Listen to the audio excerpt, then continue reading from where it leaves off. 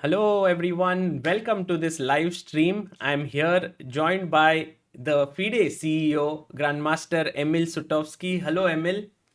Hi, Sagar. Emil, thank you so much for being present here. We published this post a day ago on our various social media platforms, which was Ask Me Anything with the CEO of FIDE. That's yourself. And we got a lot of questions on different platforms, majorly Twitter, on YouTube, community post, and so on. And I have compiled together a total of 28 questions. And Wow. they are different topics from different people who have asked. So just so that you know that these are the number How of many questions. how many should I answer correct to win the contest? Yeah, we have done many quiz episodes, but this one, unfortunately, there is no right or wrong answer. It's all your perspective that we would love to know. So, should we begin? Yes, sure. Okay, so the first question is brought in by Diriplex, and the question asked is: will you bring clean and new interface to FIDE online arena? That is a complex topic. As you know, there was a long-standing agreement signed by previous administration about FIDE Online agreement arena. It is run by our partners, but it doesn't run actually by FIDE itself, although it bears the name of FIDE. So all sort of, let's say, improving design and so on, they are beyond our scope of our agreement. For what we, let's say, are involved is to improve anti-cheating tools used there. And for partnerships like we had the women's series, as you know, every week we had open events for women with prizes. And otherwise, it is run by World Chess, the company which was established about 10 years ago, and they are fully in charge there. We do review several possible options about continuing and the scope of continuation of the contract, which is about to expire next year. Mhm. Okay, thank you for that. Here's the next question. Prem Milind Gujarati asks: is FIDE considering or would be interested in initiatives to support and promote collegiate chess worldwide?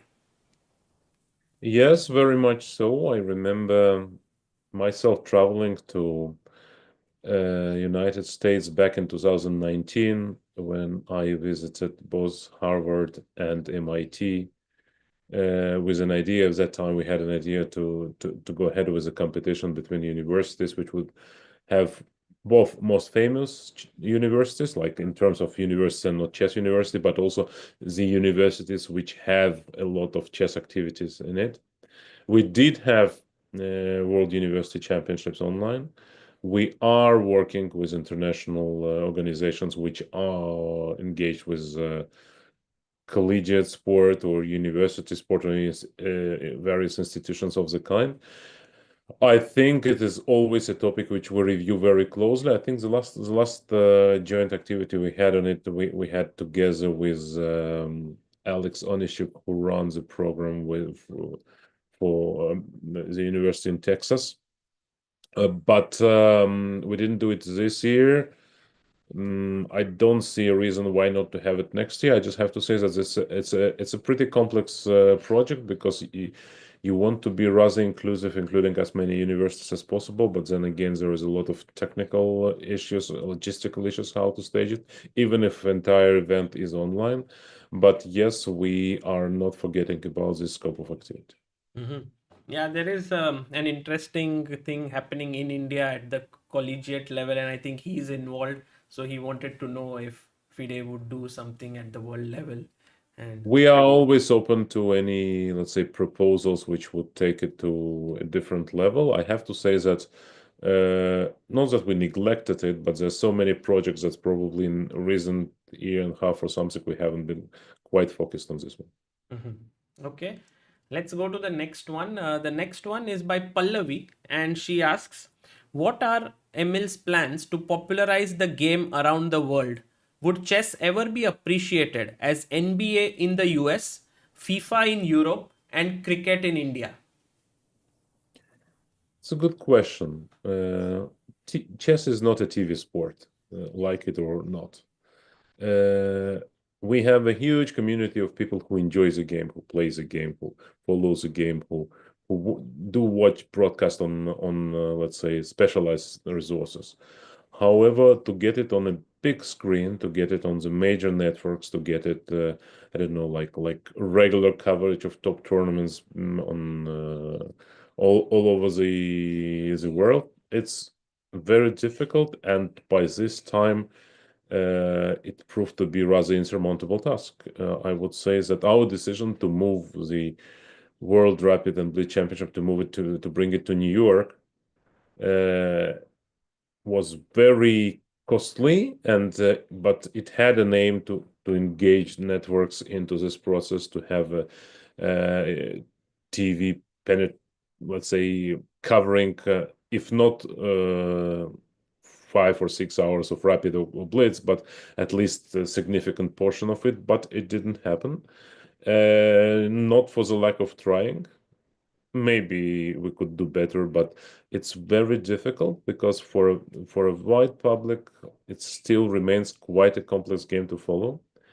Uh, Many people think that moving to a fast or very fast format would resolve the issue. It would not, because I mean, okay, people could maybe enjoy a few minutes of banging the clock, but otherwise it would not be clear what was it doing all over the board.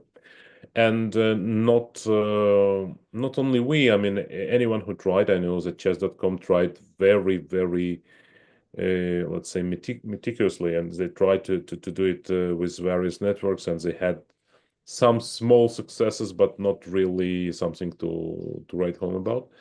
And it remains one of the objectives, and I would say that it is very important to try, and maybe we need a right time, a right person running this, let's say, being in charge for the programming in right place. But it is very difficult task, and it's something that the chess world has been, let's say, vying for a long time, but not not that by chance it didn't materialize so far. And if you ask me if it will be ever be like FIFA World Cup or like cricket in India, no, it will not be ever. No, Mhm. it never. But still, it can be something meaningful and considerable, and we will keep trying. Would it be like right to say that you tried your best to bring it on television, and through all your experience, you now feel that it is better suited to for online platforms, or like something like YouTube, Twitch, and so on, or how do you say? Maybe we don't have yet a product which would be, let's say, ready to be televised in a way that it can be followed by literally dozens of millions of people. Maybe we still have a product which is suited very much to hardcore and, let's say, wider chess audience, but not just a wide public. Mm.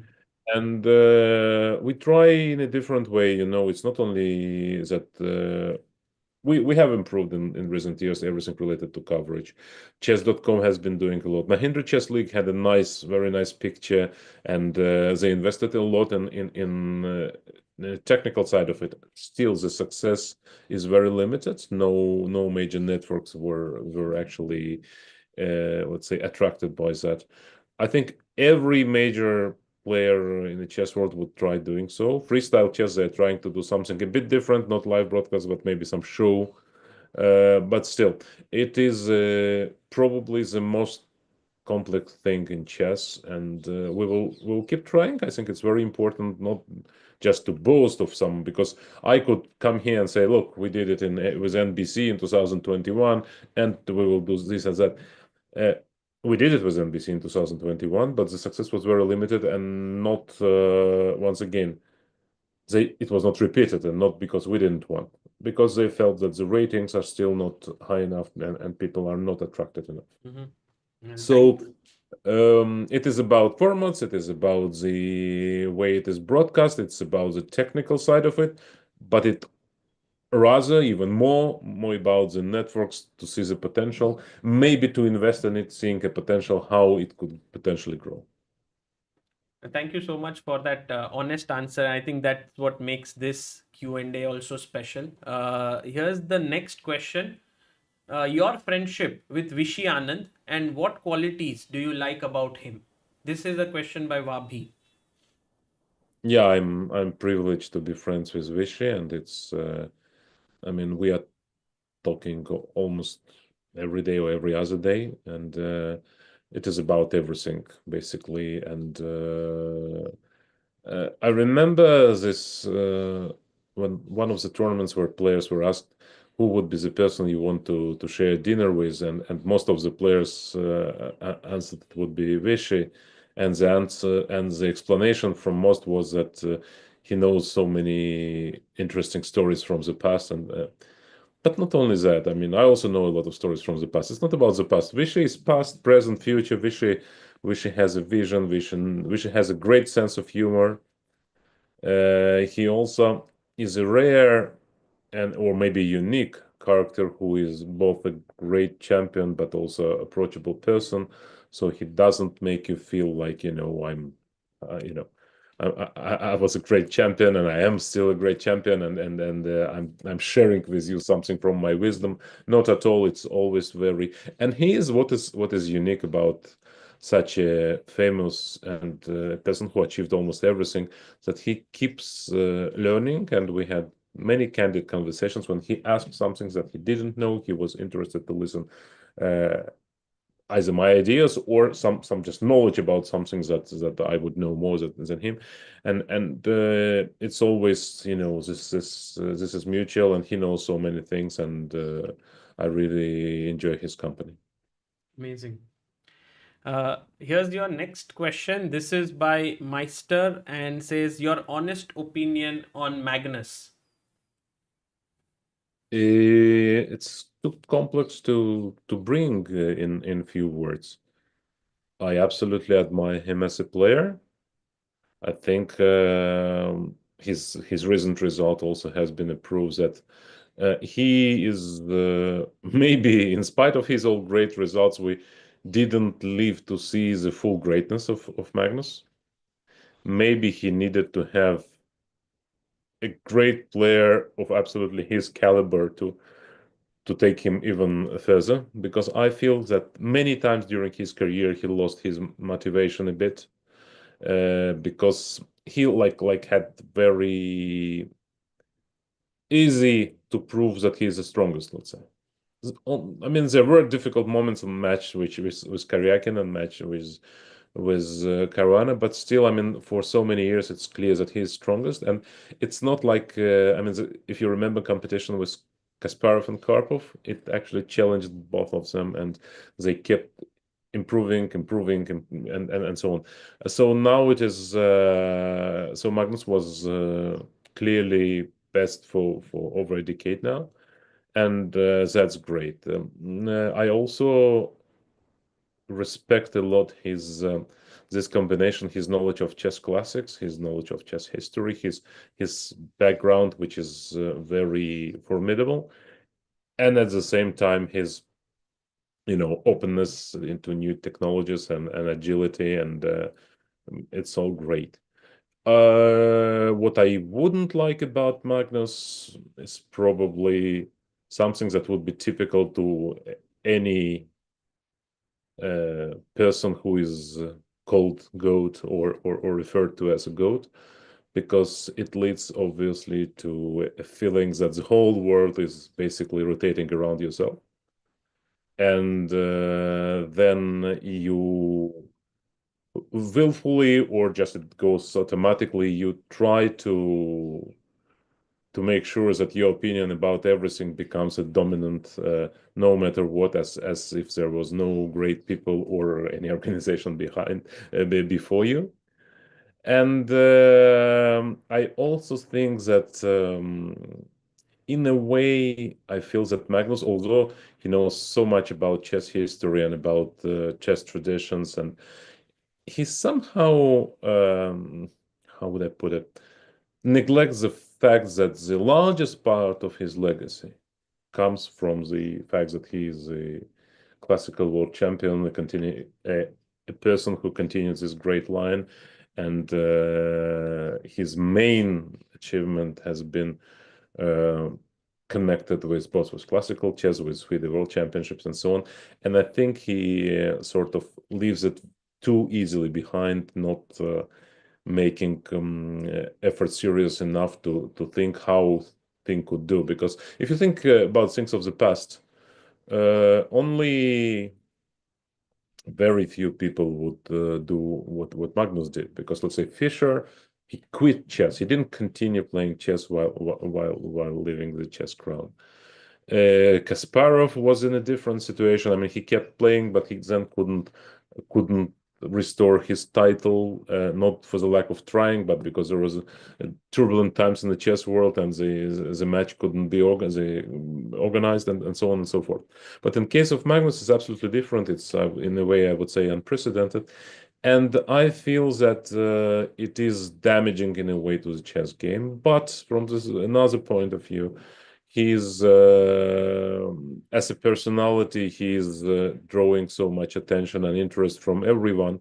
So it's very difficult to withstand this, let's say, it's even not pressure, but he's lured into all sorts of projects and plans, and then it's a temptation is really, there. And who knows how I or any one of you would behave in similar conditions, because once again, he proved to be absolutely great, and above every competitor, and that obviously impacts the way you see it.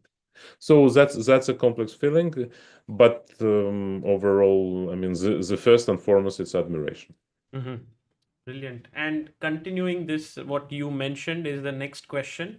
This is by Wiffle Puni says, will FIDE reach out to Magnus to assuage his concerns regarding FIDE World Championship cycle so that we can see the best chess player compete for the World Championship again? Well, we have been doing so repeatedly, even before he dropped. Getting to the previous point, you remember after the match 2021, it was the first time he was like seriously suggesting that he might not playing the next one.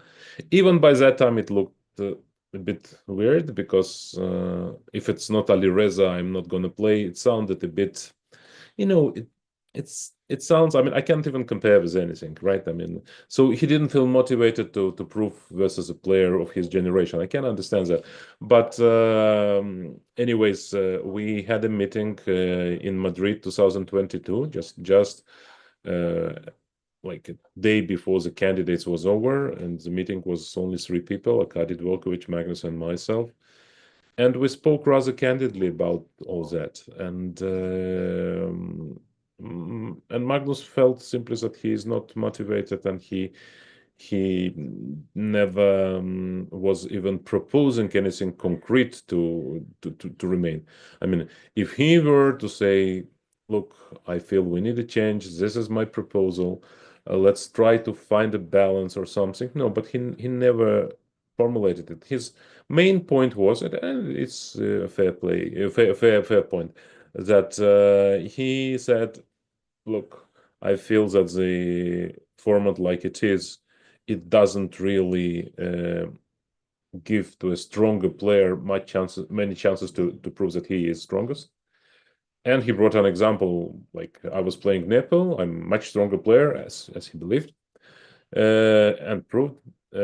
But imagine game 6, I'm losing, and then it's very difficult to come back in this match, because the draw margin in chess is very, very wide. So it would be possible to lose a title by basically losing one game, and very difficult to get back.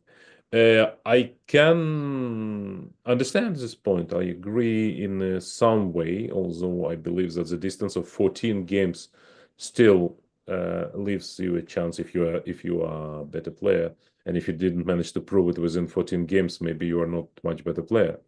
But anyways, the doors were open then, and we waited with his ideas. The door was, it's not, we both agreed then that we cannot change format uh, during this cycle. Let's say the candidates were over, and we agreed that it cannot be that the forthcoming match would be having a different system. But we agreed already by that time to start reviewing and maybe finding an agreement for the match which eventually took place in 2024.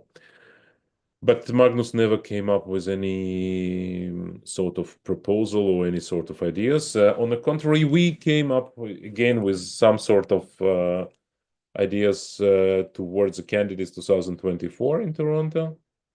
And we tried to see if Magnus was interested to discuss any new, let's say, possibilities. But he simply, actually, I don't remember. I think he didn't answer, and his father answers like Magnus is not interested or something like that. So I feel here, I mean, I would address the topic because I remember Danny Range was very vocal repeatedly, also with you, but also in conversation with Fabi and Chirila, mentioning like it's FIDE fault that the strongest player in the world is out of the cycle. I don't accept that. I think that it cannot be like the whole system is completely changed just to suit one's personal opinion, even if it's world champion. We had a poll among nearly all top players, and we had a poll with federations and organizers, spectators. We also asked, and switching to something which would basically um, remove the classical world championship match from the map and instead introducing some sort of rapid play was not to anyone's liking, or very few liked the idea. Of course, there are formats which can be discussed and could be seen as a compromise. And of course, it is very important for the game that the highest rated player, the top player, is participating in a cycle, but not by any cost. It simply doesn't work this way. And once again, we are always open to talk, but I think in recent times, Magnus himself was just like almost refusing to talk. And if anyone was talking, it was Henrik on his behalf. But I can't recall like with 100% certainty, but I think for several years now, maybe for 3 years, for more than 3 years, we didn't have any even any proposal. Let's do this one, and I'll be happy to return. Never like that. Always just some sort of a general concerns about how the things are, but not how about they should be, at least in Magnus' opinion. So in case if there is some kind of proposal, then FIDE would like to like go over it and sort of maybe see if it works out with Magnus. It is always possible to see. I think there is a format which we are looking at in terms of cycle in 2027-28, which could include the mix of classical and rapid and even maybe blitz as all together with the various ways of counting it.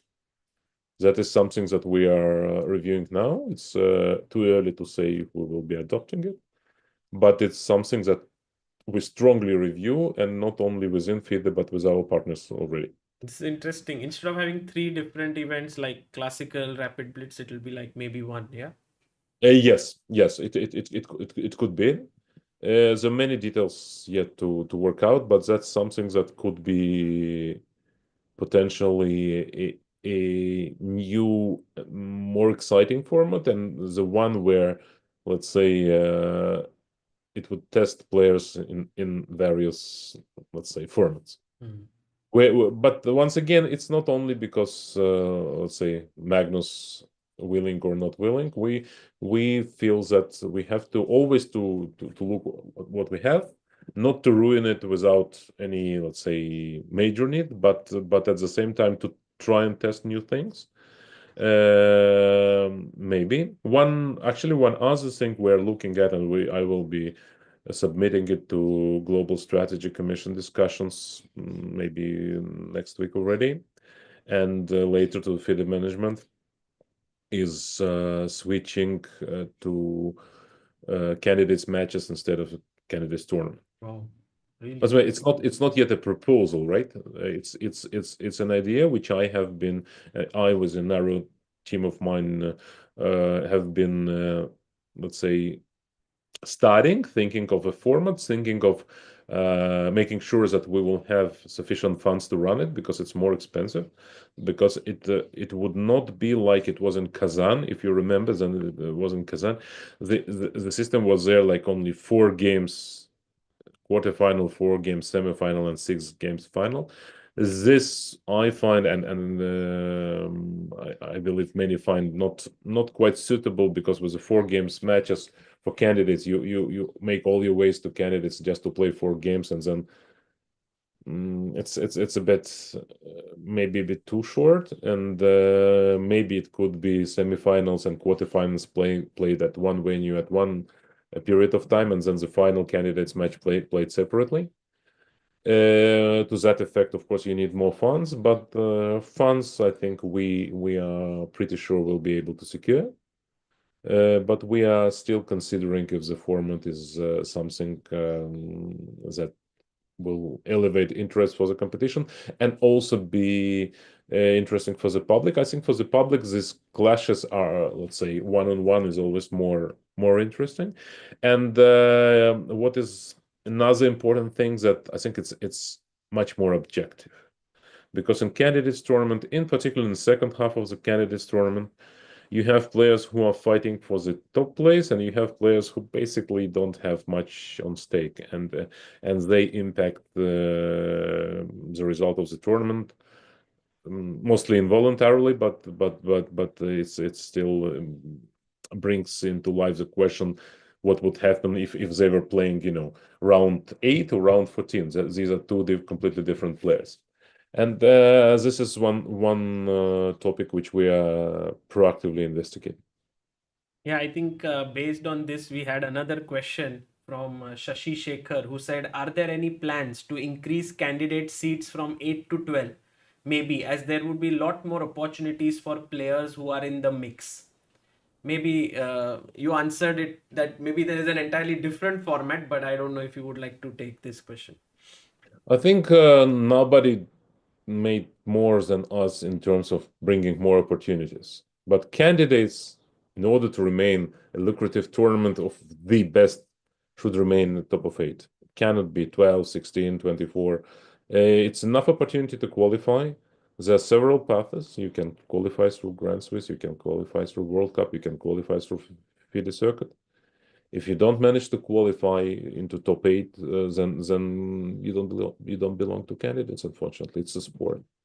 So no, I don't think candidates should be expanded. Other formats we constantly expand the Grand Swiss and the World Cup, but for candidates, no, it's not planned. At least not next year. Coming to the next set of questions, in fact, I think these were the most asked questions in this. They were about freestyle chess, as it's something which is quite fresh. And so I tried to club a few questions together. The first one is by Daily Fact Journal, and these are two questions that look similar. What is your opinion on the fact that players like Hikaru and Magnus, who popularized the sport, are kind of transitioning to freestyle? That is, they are playing more freestyle than regular chess. And the second question by UVSF says, are there any attempts from both sides, FIDE and freestyle, to make amends and start working together on 960 after the big success of Grenke? There was a money on offer according to Freestyle CEO for recognizing FIDE as governing body of chess, and why didn't FIDE accept it? Okay, starting about the first question. I think Magnus and Hikaru, they come from two different perspectives. Magnus' perspective is that he is the best chess player in the world, and the current format doesn't allow him to show how better he is than the rest, because once again, theory, very difficult to get a game and so on, and that's why he was, let's say, massively behind the freestyle chess. I respect that, and I see it as a logical continuation. Later on, I'll also delve into why I think it will never materialize. Hikaru's perspective is different. I don't want to comment on that too much, but he was for freestyle, and then he didn't participate in the event, and then he participated again, and then he withdrew again from Singapore, and then he was again. I can only guess what was his real motive behind. But at the moment, he's supporting them again, but that also can change.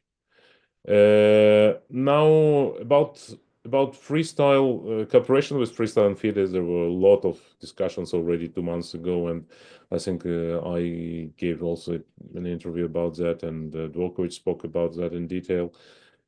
We wanted to cooperate with Freestyle. We also wanted to find a way to make it, a series which would be more larger and bigger, with the participation of more players than it is. And actually, at the end of the day, they came up with some sort of cooperation with Grenke, which was nice, because otherwise the tour lacks, providing opportunity to people who might be absolutely not worse than others, who were selected basically based by FIDE rating in classical chess.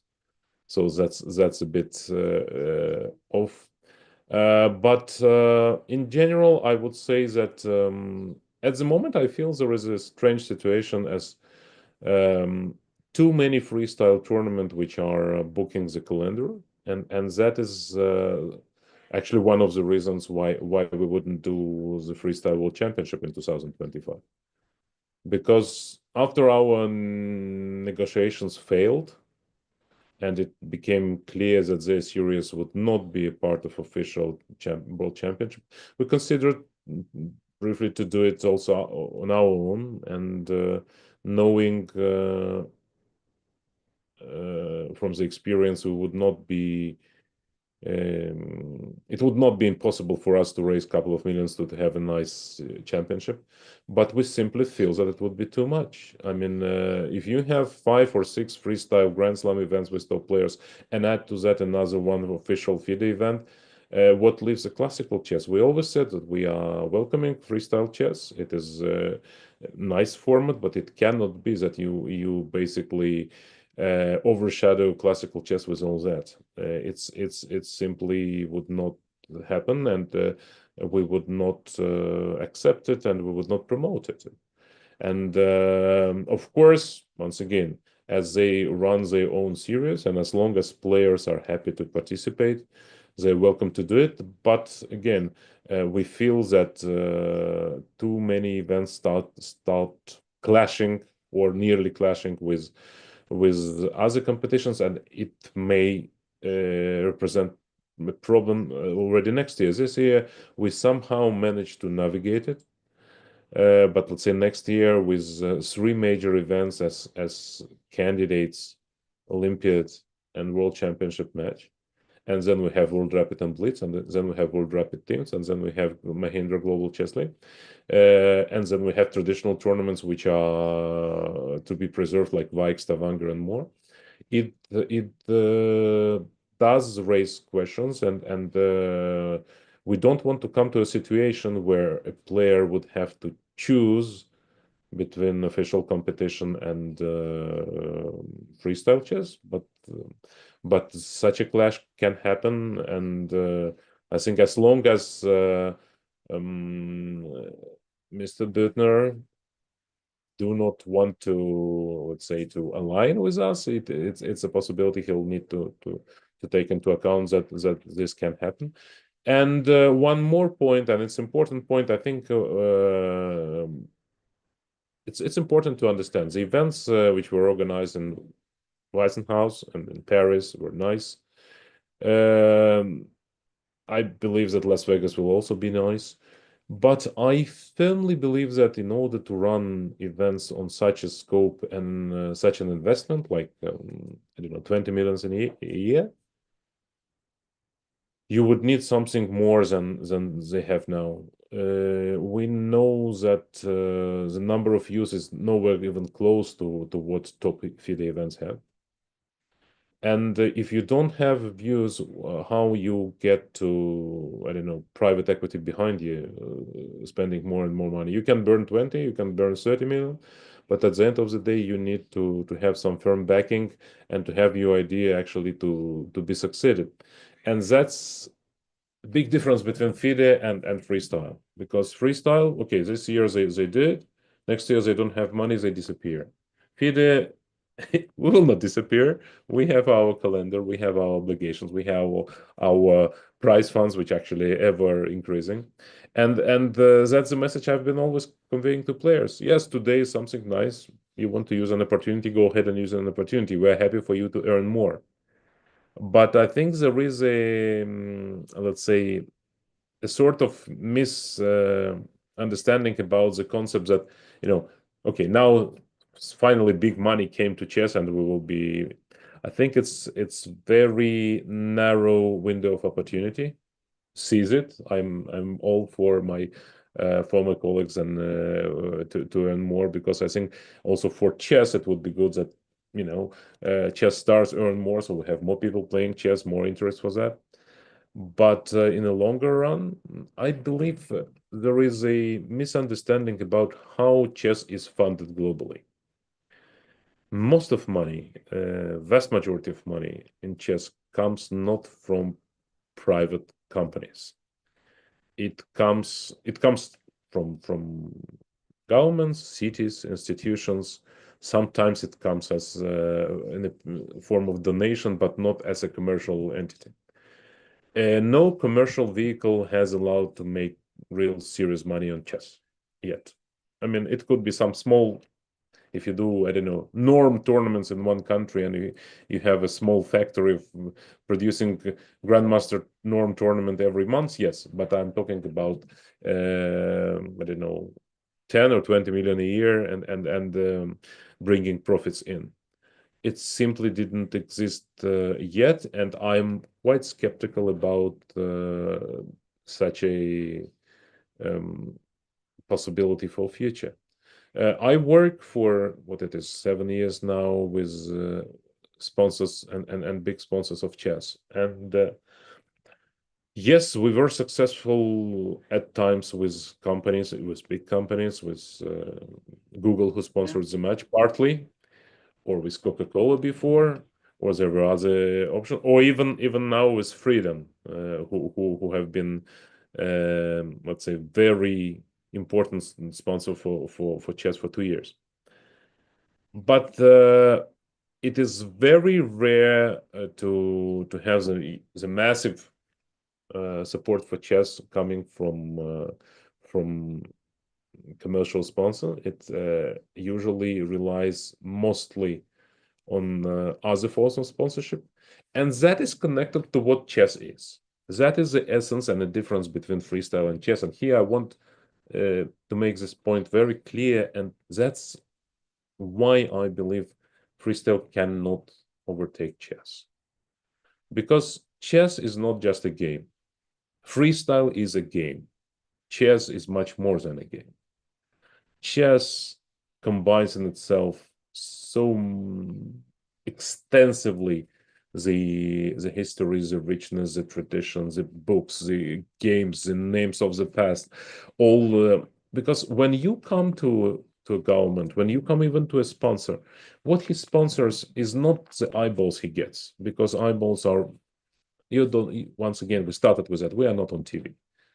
But he buys chess as a brand. He buys chess legacy together with that. He buys a positive image of chess as something which, good for public, good for kids, good for community. We talk a lot about money spent for top tournaments, but let's think what are huge amounts are spent on chess, let's say in schools in all over the world. introducing the chess in, I don't know, like 90 countries in chess and school programs is huge money, which is, I mean, and chess beats other subjects in this competition to be included into the program. For teachers to be taught and then to teach kids, for hours and hours of classwork and so on. So this is all thanks to the fact that chess is much more than a game. Otherwise, in schools they would play other games. They would play, I don't know, backgammon, who is more exciting and quicker, and there is no draw. But they play chess. They study chess, and that is related to what chess essentially is, and that connects to the whole history of, I don't know, like few hundred years and great names of the past and so on and so forth. I do not believe that this would shift. It can it can slightly change, but the it will still remain like that, that chess in its present form and its classical form will keep prevailing, no matter how exciting, and freestyle chess can be much more exciting at times. I even don't argue that. But for excitement, you have another competitors. You know, the market for excitement is different. Go compete with esport games. It's also an option, and we know there is an esport competition in Saudi Arabia. Once again, very very very nice that we start doing this thing as well. But it will not change essence of chess as a, classical strategic best one-on-one game. And if you would look further, the impossibility to study chess if you're a kid, to study the freestyle chess, would prevent, because chess is already a very complex game. That's main problem. But if you would not be having this referral points as openings, as your pet patterns, and you would lack all of this, and you do lack all of this in freestyle chess, you would not be able to gather millions and millions of people around it, and that's the only way to success. I had one question on this part which you mentioned about sponsors here. It does feel to many that the way forward for chess would be getting corporate sponsors. Like as you mentioned, Google was a part sponsor of the World Championship. That does look the way forward if more corporate sponsors come into chess. But here you did mention that major sponsors for chess are, let's say, governments, cities, and so on. Uh, is it not possible? Is it not the right way to think that getting corporate sponsors might be the way forward? I can say right or wrong way to think. I mean, there's no wrong or right way to think. There is experience and there is a real situation. Chess was on its maybe peak a couple of years ago, a few years ago, with so many people coming into chess or returning to chess after they played in childhood, and then there was pandemic and there was Queen's Gambit and so on. But what happened? Did you see any major sponsor coming from chess.com? Many people are talking FIDE is this, FIDE is that. Chess.com is huge institution, Western based and so on. Do you have and they run so many tournaments. Did they have any major sponsor once? No.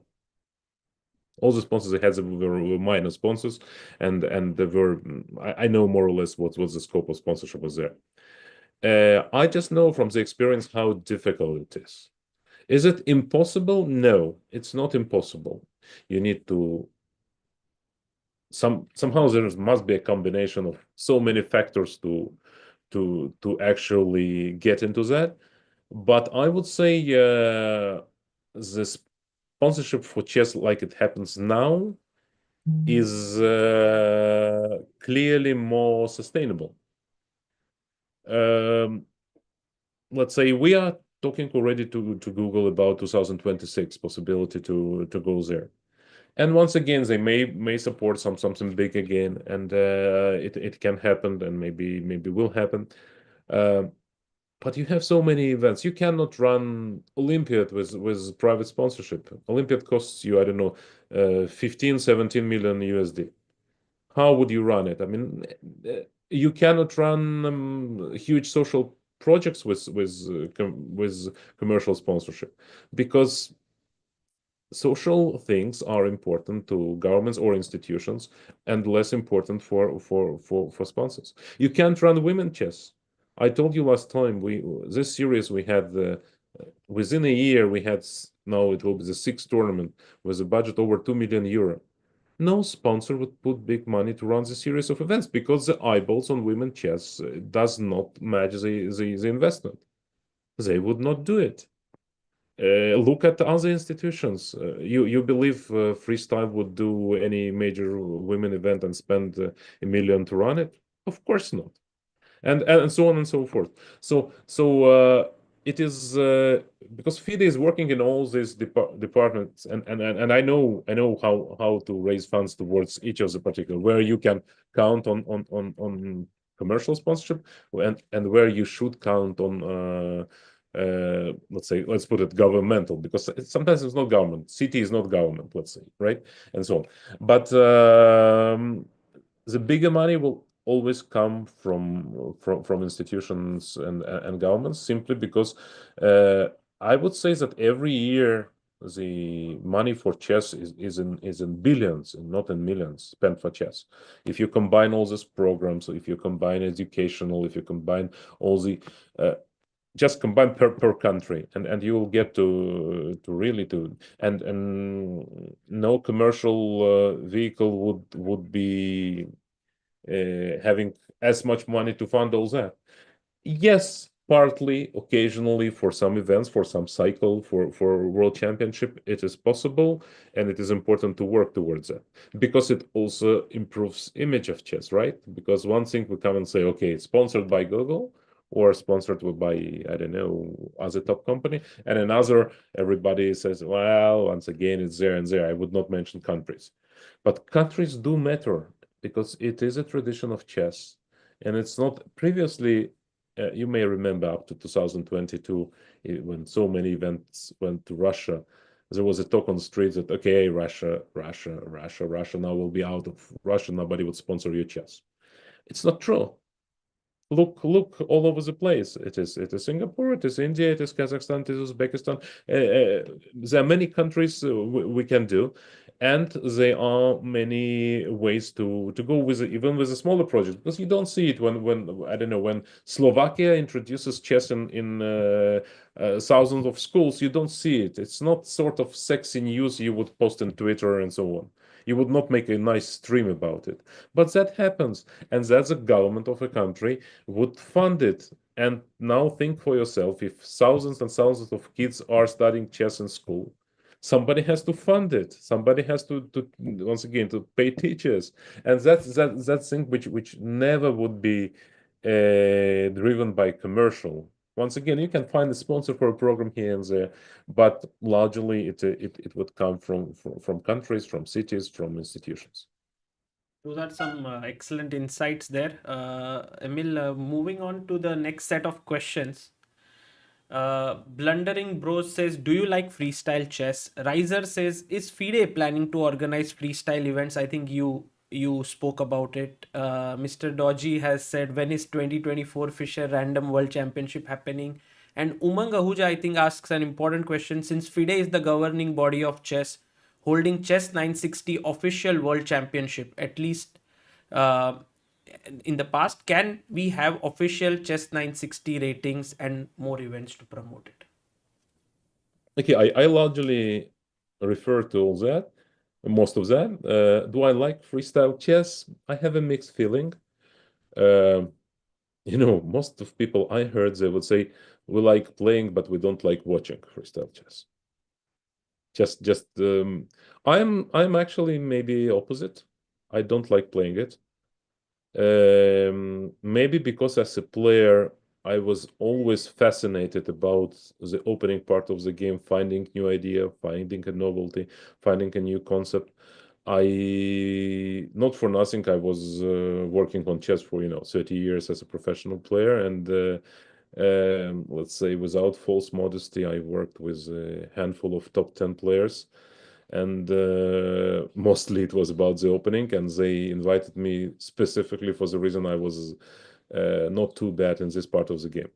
So for me, I, I don't quite like it as a player, but I like to see the games. Yes, I like seeing the games. I like new positions which occur. But it still seems to me that it is a bit. Once again, it's a game. It stops being chess. It's not stop being chess as I or many people who share similar views so with, because it loses something very important. It just becomes very fascinating game, not less, but not more than that. Mhm. Now, talking about the championship, I spoke already in length. It is true that I have started discussing the potential freestyler, but that time it was Fisher Under World Championship with Mr. Büttner back in March 2024. And by that time, we wanted to have it that year. And for a long time, it seems that like there's no way it can work with them because Mr. Büttner says that they are not interested in just having world championship. What this world championship would add them, they would not sell it better. Then he drastically changed his opinion and started insisting that they should have the world championship. But as I said earlier, as long as freestyle has such a packed calendar, I think it would be wrong to have, I don't know, 6 top events per year with freestyle and 3 with classical chess. And the calendar has just as much space as there is. We cannot have like 25 top tournaments. It's impossible, and we cannot ruin traditional tournaments just in order to fit another one. And we cannot really shift focus completely to freestyle chess. If said that, if we find a modus operandi with freestyle for 2026 and to find a way to work with them, I don't exclude this altogether. But once again, it shouldn't be like that the calendar is totally overbooked. Mhm. So this is as for ratings. I think ratings for freestyle would be needed at some point. But the only way ratings would be relevant if there is enough tournaments with enough participants. If you have only 5 tournaments of 10 to 12 participants and then one tournament, a big tournament a year, that doesn't allow you quite to calculate rating, because it would happen like it happened in the past with rapid chess ratings and so on. Because what is rating in essence? People often don't understand the point of it. It's not just some number.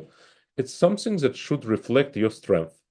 If it is not measured sufficient number of times, then it does not reflect your strength.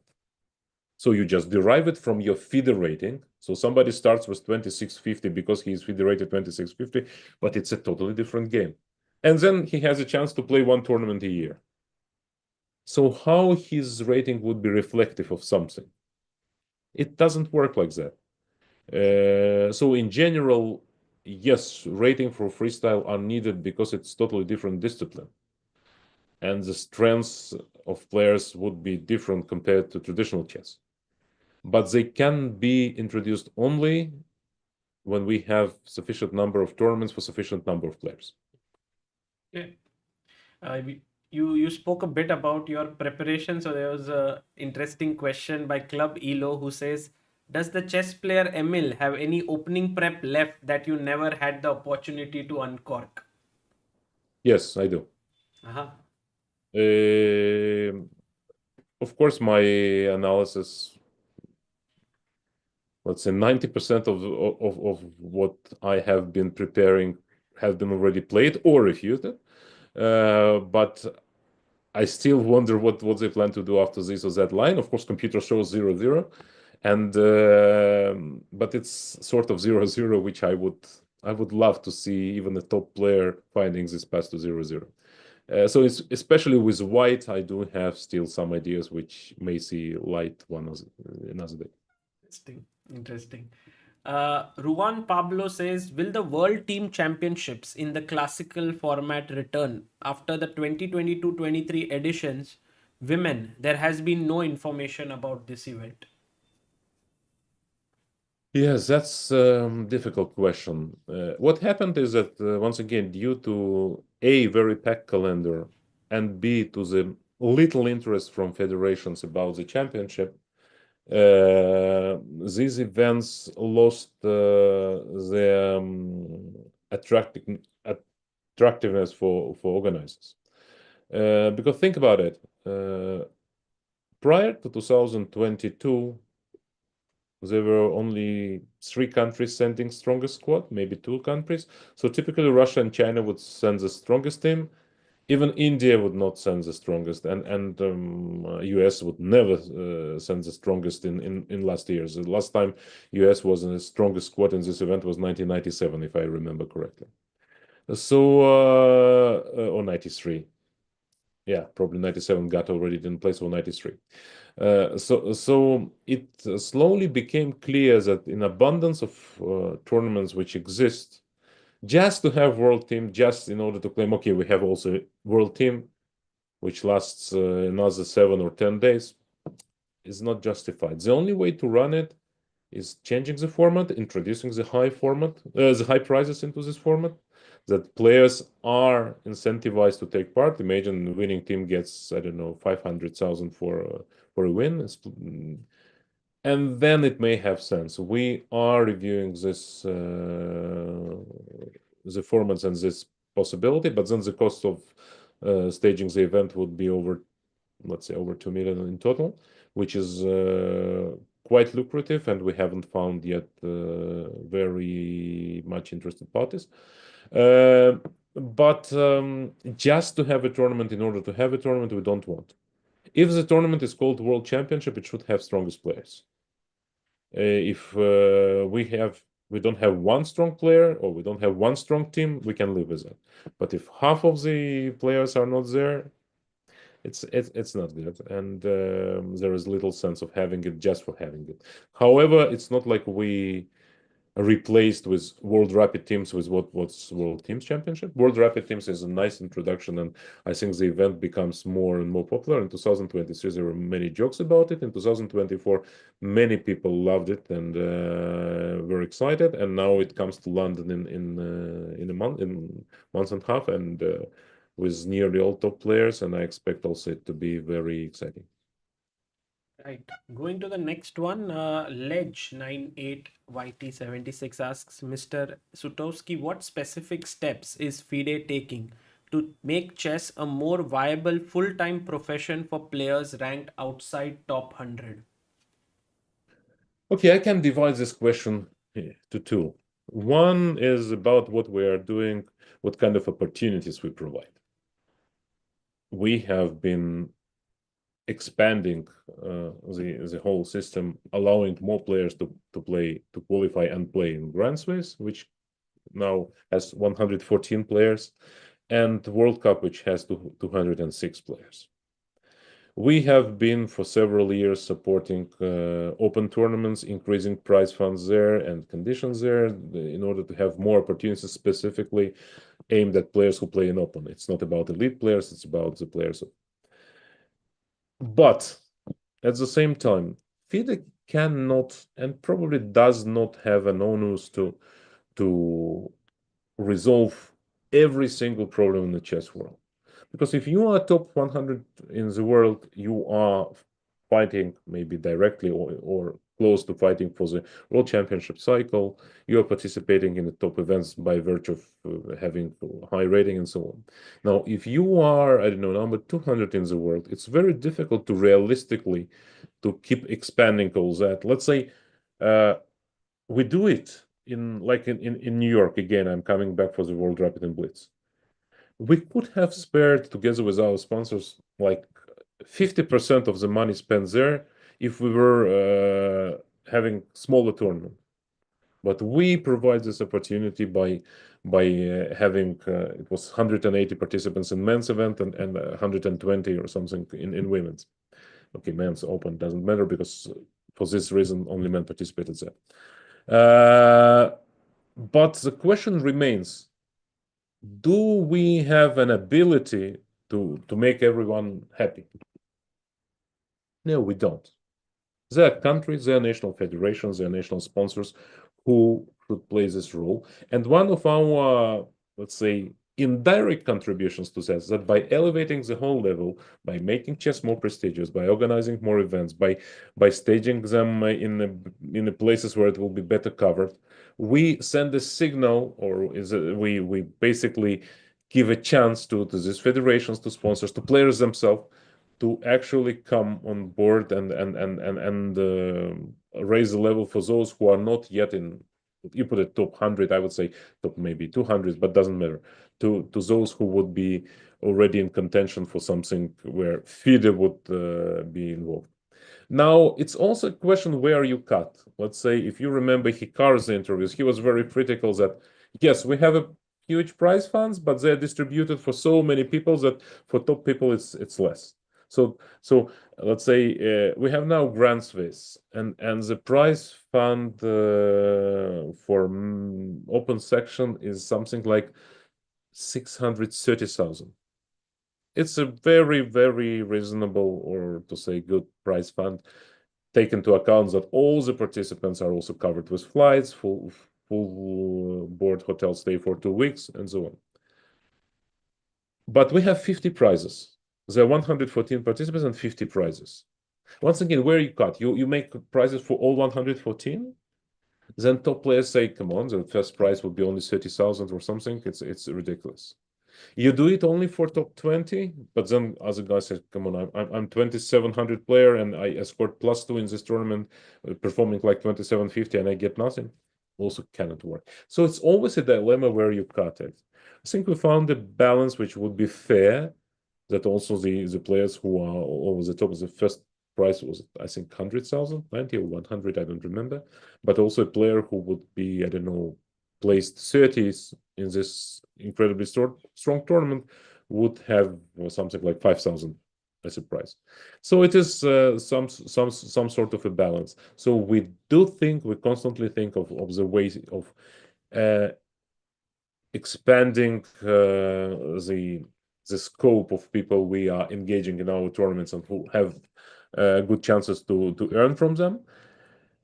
But it's not that we can do it indefinitely.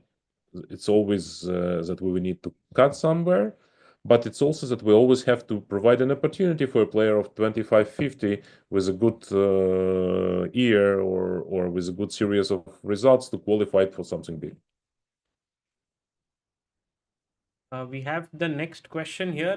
Kramnik student C24 says, is FIDE financially sound to not get pressurized by private organizations, and are FIDE officials strong enough to not succumb to top players' personal whims and desires? Short answer, yes. Long answer, it would be more complex, because yes, but I mean, we, of course, at the moment when you invest in tournaments, you don't invest in something else. When you run social projects, you don't invest in higher quality of a broadcast or promoting your, how Veselin recently put it, digital world. So FIDE is not doing enough in digital world or something. But that's a question of priorities, where you have to decide where you focus your. I mean, are we broadcasting company? Are we a network? No, we're not. So where should we? Should we invest into that at expense of something? Because it's always at expense of something. Not clear, probably not, because we are not inclined to start a competition with chess.com or streamers or with yourself, Sagar. I think that should be some sort of a finding and cooperation and levels of cooperation, which would be win-win. For a long time, we managed to do so with chess.com. Nowadays, the level of cooperation with them has dropped significantly. But still, we are in talks, and it's possible that we will resume big format of cooperation. Mm-hmm. The next question is by Super Dreamliner, who says, why does the time control of a world championship change all the time? I'm used to 90 plus 30 plus 13, basically all my tournaments. I live in Germany. Why is this time control not permanently established in the world championships cycle? Yes, there is simple explanation to that. When you play World Championship match, is a unique case where the bigger world, not the hardcore chess fans, are following the match. And there's only one game being played, and there is much better for, let's say, for explaining it, for drama, that the guy has only, like 30 seconds to complete three moves, and it's easier to plan, and when the time is time, and that the drama comes with the time trouble, and it adds additional layer for people who would be watching it, who would otherwise not watch any chess events, but World Championship match they would be following. So that's more for let's say for wider public. For players, it plays virtually no role. There's two, I can say, two camps. One claims that we need unification in everything, standardization of everything, and there is another camp which I lead, which claims that we need to actually not to look for, let's say, standardized solution for everything, which would be good, but never perfect, but always good, but never perfect. But we should try and adopt different strategies depending on variables, because there are different variables and different perspectives and goals for each particular event. So for the World Championship match and for the candidates, these are different from Grand Swiss and World Cup. And once again, there are pros and cons, but I think in generally, chess public likes the time control which was used in the match. The next one is what steps is FIDE taking to make chess more globally accessible and attractive to young talents from countries with fewer resources? Well, that's in essence what we do year round. Well, basically, all our attempts to promote chess considers the fact that chess is not only played in USA or some wealthy countries, or not only even in India. There are so many countries and they don't have an access. So we have a lot of school programs. We have, for example, next big event. I'll just give you an example.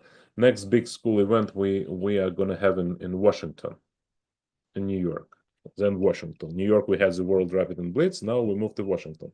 So it's a World School Championship, and basically schools, not individuals, but schools would send their teams, and one team per country would be fully covered by FIDE to go there to participate. It would have the air costs and lodgings and everything, all the expenses, and we are covering all that.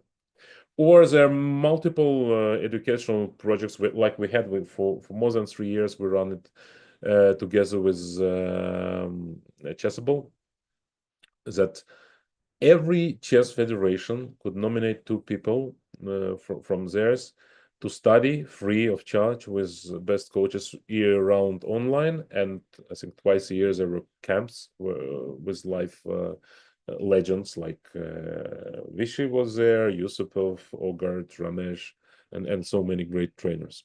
And that was for all the federations.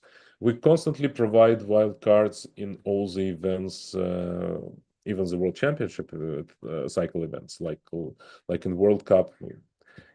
Every continent gets spots for them to actually participate. All the world individual now, World Kids, World Junior Championship, we accommodate for free one person per each category and age group, which means if you are coming, I don't want to mention any country not to offend anyone, but if you're coming from a country X and you are a champion of this country under 10, so you get full accommodation there. And it is a huge expense now. Think about how many categories there are, from 8 to 20, and that it is boys and girls, so open and girls.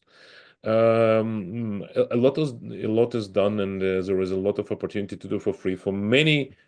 Let's say for developing countries, they don't pay any fees for ratings or calculating the tournament and so on.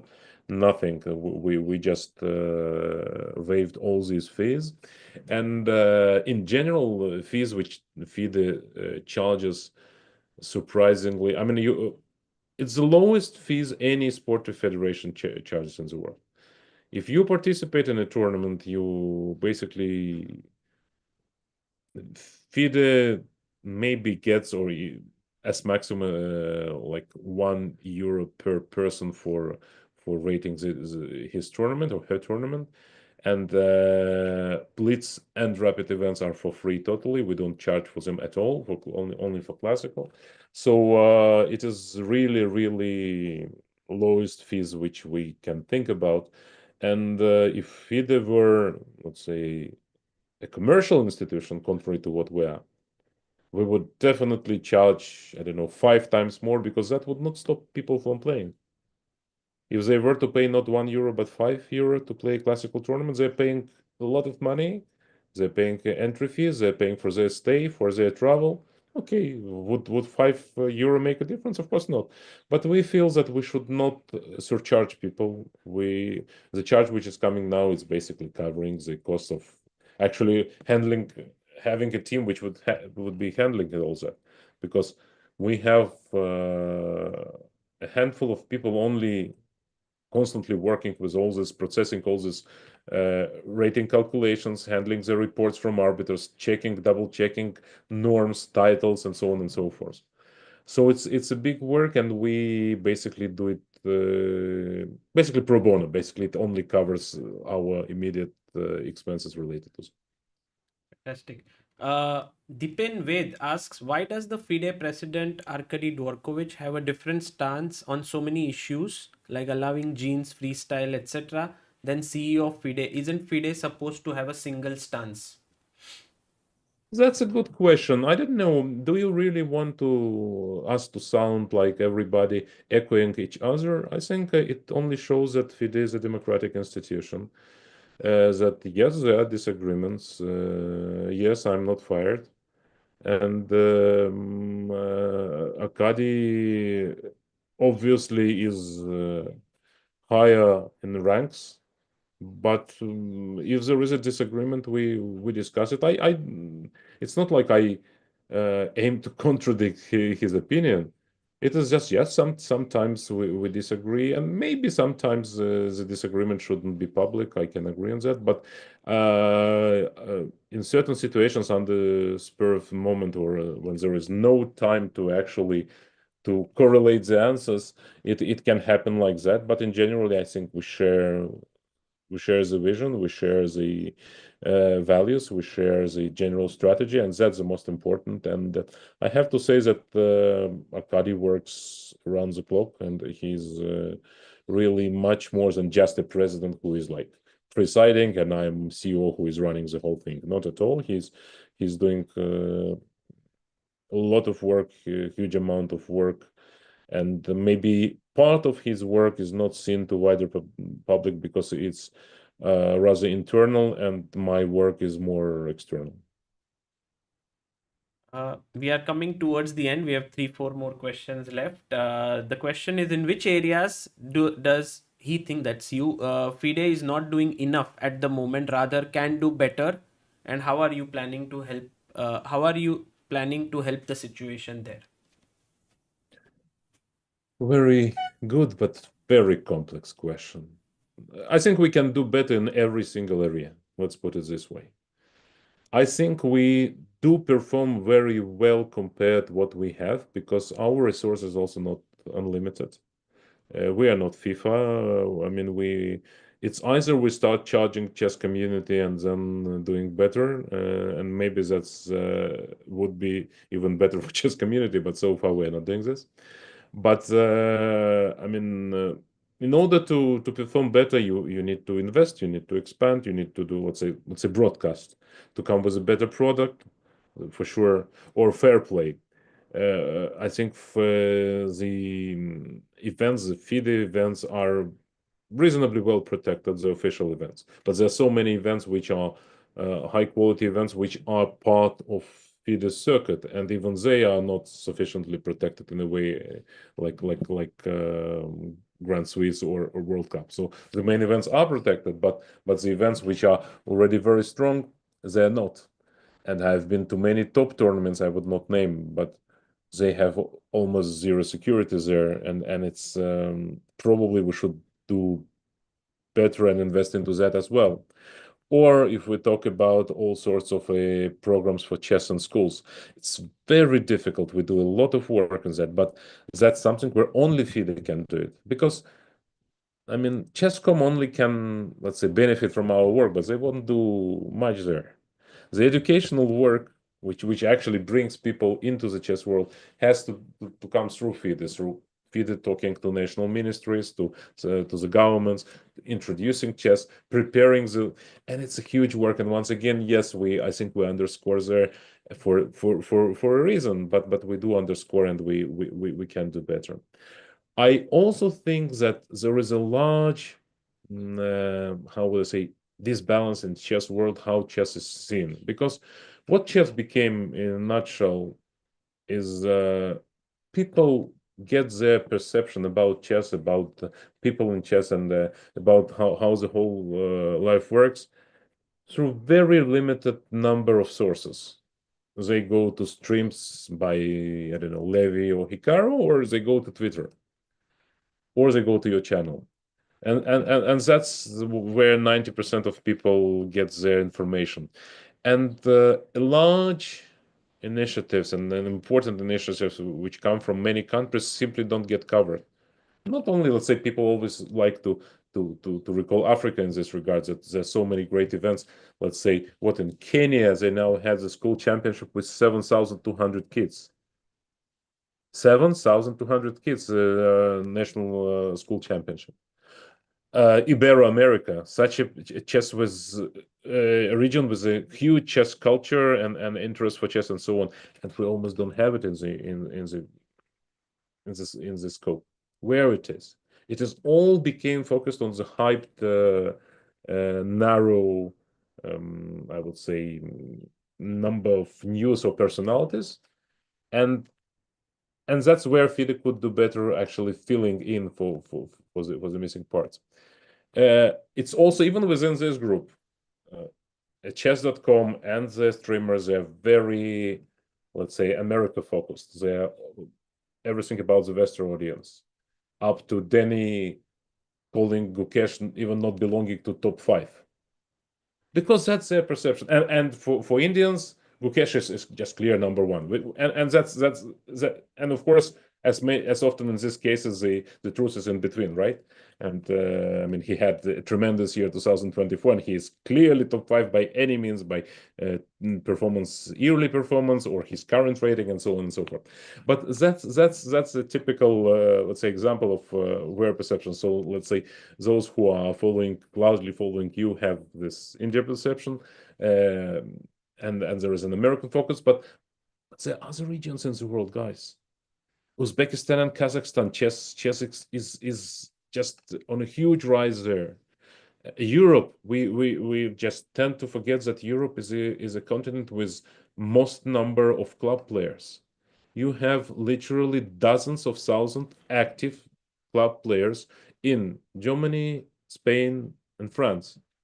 Huge audience, and they are not seen and they are not heard because there are no channels. I think social media in this regards made, let's say, not only polarization, but it made the stronger to be the strongest, and those who are already average, not really bad even, but just average, they are not heard. And that's not good, and that's where FIDE also should probably come with some sort of solutions to have a platform for those whose opinions or whose real deeds are not coming into this world, because people don't know. Do you know anything about what's happening in Spain? Even you would know very few, maybe some open tournaments, but that's it, right? But you wouldn't know about thousands and thousands of kids taught chess, or about some city approving a program where every school would be adopting chess in education, and so on and so forth. That's a big issue. That's a big issue, and I spoke to Danny about that also. But once again, that's the difference between commercial platforms and FIDE. Commercial platform has to sell whatever sells well, and that's it. Got it. Well, thank you for shedding light there. Priyanshu Ranjan says, does FIDE think that it should periodically decrease the ratings of inactive players, like per month, quarter, like in tennis, as many top players are there just by playing very few games every year and maintaining their ratings? Once again, short answer, yes. Long answer, I already commissioned QC, the Qualification Commission FIDE, who is responsible for ratings, to review it. It should not come as a, like today we decided arbitrarily to decide on this number or that number. It requires a lot of investigation and statistical models to measure. How many points? What should be critical mass? Should it be 20 games per year, 30 games per year? What should be a decrease? As you remember, with the rating reform, which was conducted a year ago, which was actually greeted very much in the chess world, and even our critics were not critical about it. We conducted a lot of work. It lasted for many months. We hired Jeff Sonas, who did the great mathematical model. We had a working panel, people from QC, and then Grandmaster Alexander Moisenko and Grandmaster Pavel Trigubov were a part of it. And the same thing here. At the moment they just started this work, I believe that they will come up with some sort of a proposal in 2026. Yes, I think it's needed, once again, for a simple reason. Chess should be measured by rating, but your chess strength is properly reflected only when you play enough games to be measured. If you play one tournament a year, it doesn't quite reflect your real strengths now. You basically, even if you play it bad, then you just have so much rating in past, so you would just not move down, because okay, you amassed your 2750 years ago, and you would slowly lose five rating points a year. And that's true, and we will not be very, let's say, introducing it very hastily, because it should be properly modeled and seen what exactly should be, because at some point you would need to cut somewhere and decide, okay, this would be that or that. You decrease one rating points per each quarter or something like that, but it should be modeled, and it is not a decision which should be taken lightly. But yes, I agree in principle that's needed. Next one is by Peter Heine Nielsen, who says, can you vouch for all that all FIDE employees behave appropriately towards women? Does any FIDE employee have undisclosed relationships with players or arbiters? I don't think it's my role to vouch for someone. I think it's rather provocative question, and I believe that it should be, if there is any, let's say, claim or something, so it is submitted to FIDE. But otherwise, I don't think we should speculate based on social media discussions and try to portray any person in a black light. I think it would be just unfair. And knowing, let's say, of many discussions of the kind, what should that happen? Should it be accusation? How many years after anything allegedly happened, and so on and so forth? These things are a bit unclear to me, but anyways, it's not up to me to vouch or to decide. There is a legal team, and they should review accusations if they come in form of accusation and not just social media discussions. Going to the last question of today, Pranav Subramanian asks, what, in your opinion, is the best favorite thing you have accomplished since becoming CEO? Oh, that's a difficult question. Look, I was in charge for all three World Championship matches, which were run in recent years by new administration. So Dubai 2021, I think a huge achievement for FIDE in terms of how the way it was organized. It was expo, it added additional flavor. We had such a rich program there. And I remember how many kids. I remember little, was it Gukesh and Prague there? Yeah, little Gukesh and Prague coming there to be fascinated and only to discover that in 3 years they would be playing in candidates, and such a great atmosphere. And also it was the first very successful commercial project for FIDE, which allowed us then to invest this money in further on. I think FIDE earned selling the rights, both hosting rights, but also broadcasting rights and sponsorship rights, earned over $2.5 million. So and it allowed us then to go ahead and to invest it in other programs. This was special. Then the World Championship match in Astana. Many said that after Magnus left, now there will be no interest for anyone to host, and it was post-pandemic time, and you had Nepa and Ding, and there was no Magnus what to do, and then it was our first really major cooperation with Freedom, and I'm happy that Timur by that time was understanding that how important it is to conduct not just the match but to make it properly, and we had once again very rich program with not only the match and then the way match was handled and the high prize fund and but also the parallel events, and we had rest of the world playing Kazakhstan women team, and rest of the world with Huifan was coming and so on. And there were simuls every day, and there was lectures by Vishy, by Dubov, by other top players for the public. So I think it was special. And Singapore was very special as well as a match, and the cooperation with Singaporean Chess Federation, with Kevin and with Google. And so many people coming and basically it made waves in Singaporean chess community. This is special. But let's say, would it have happened if I were not there? Yes, it would. I mean, I believe maybe it would be less successful, but it would happen. But what would not have happened maybe is a Grand Swiss, because it's totally my brainchild and I'm proud about it. And it took a lot of effort to discuss, to come up with a concept. And then I'm really grateful to Isai Scheinberg who supported it. And with Alan Ormsby, we worked days and nights to work out all the details, big and small. And then 2019 was a debut tournament. And then 2021, we already added women's edition, because first one was only for open. So women's edition to that and increase the prize fund. And then the pandemic came and we had to move it urgently. And that's where Dana Reisnitsa made a huge effort to host it in Latvia, to get the permission. And you remember there were so many skeptics saying you shouldn't host it during the pandemic time and so on. We had special rules how to enter the country, how to enter and leave hotel, and we created special atmosphere, unforgettable tournament.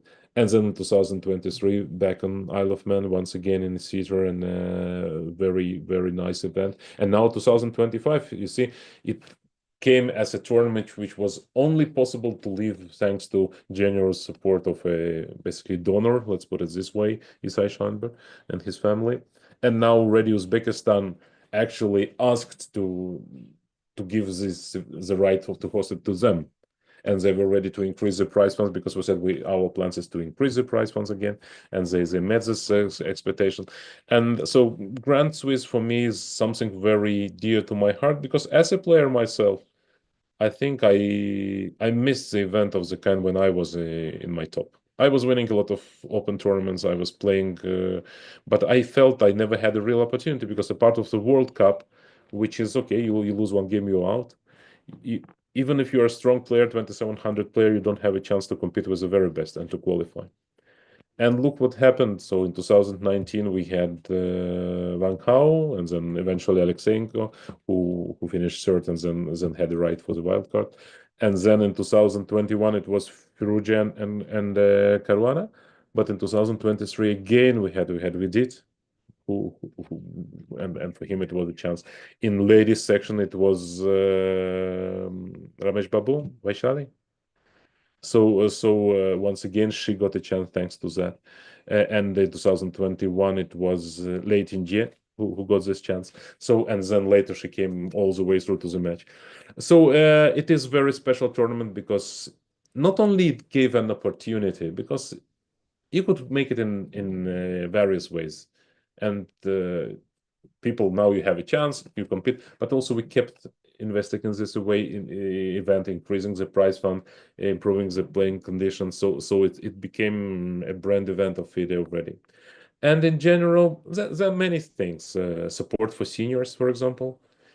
Just a couple of days we published that once again we distribute the direct support for seniors, and we're already crossing the mark of 500,000 euro distributed as a direct payment. It's not like in tournaments. In tournaments, it's additional program. We fund the world seniors, adding every year 30, 40, 50,000 for the prize fund of the world senior championships.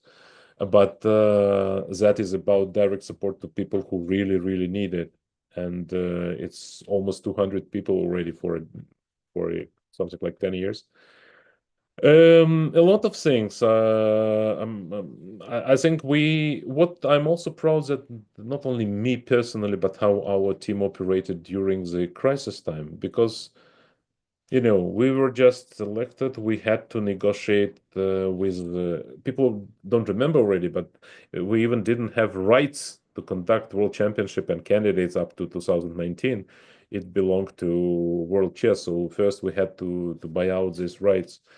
Immediately we had to conduct events. The World Rapid and Blitz we had to conduct like a month after the elections were in 2018. So we had then came the whole thing with COVID, which ruined our plans largely. We had several agreements which had to be void, but again we needed to shift and to adjust, and I think we were quite successful. And we did a lot of nice events. We organized online Olympiad, which actually contributed a great deal to popularity of chess in India, I think. And there were many things, and then came the Russian war, and it also impacted big time. But luckily, by this time we already were well prepared, and we had strong ties already with other partners, and it allowed us to not only not to decrease, but actually to keep increasing the prize funds and the number of events we conduct and so on. So many things to be proud about. Can I say that if I leave FIDE today, I can say that I accomplished everything that I wanted? No.